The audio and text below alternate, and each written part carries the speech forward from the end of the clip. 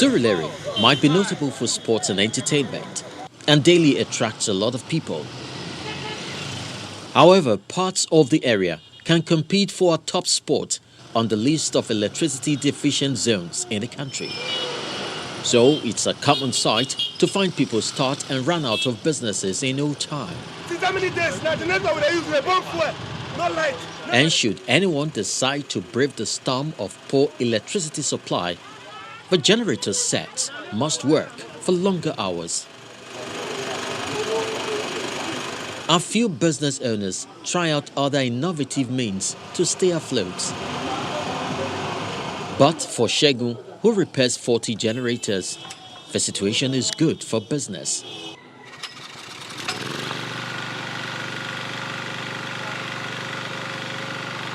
At the center of the electricity challenges around this region is what you see behind me, the Lut 33 kVA injection substation. It services three major feeders, Oko, Ishaga and Ogulano 11 kVAs. Not less than 200 streets are said to be affected by the epileptic supply, accompanied by outrageous bills for unmetered customers for years. And now the residents can take it no more.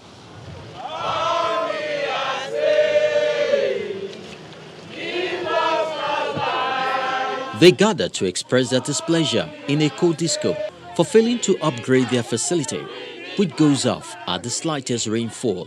They come up to tell you there is a breaker problem at Lutz, there is a wire problem at Lutz, and we ask ourselves, is it the responsibility of the customers to fix this problem or the problem of the Eco Electric to fix it? Believe me, we have lost confidence in Eco Electricity.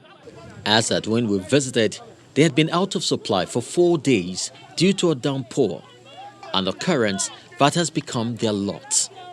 So another rainfall today now, we are forward to another week before we continue. If another rainfall on Sunday now, we continue. Are we going like this? For over a decade, these residents connected to the Lut 33 kVA are powered by leftovers from Mushin district. And they are even more worried that the fate of a proposed substation at Rando Avenue hangs in the balance. The representative at the State House of Assembly, Honorable Desmond Elliott, corroborates the residents' claims, but adds that the Rando substation is on course. This project was a last year project, because I know the Speaker, Honorable Femi, and I, when we spoke, had already connected with government into making sure that happened. But because of COVID, there were a lot of ups and downs. What I'm gathering is that by the end of this year, we should be home and dry. The management of Eco Disco acknowledges the dismal output of the Lut substation, which at the moment can barely sustain a Band D classification of 8 hours per day power supply, but adds that work to improve their operations is in the offing. What we have presently in that area is that we have an area that is being fed by an overstretched substation.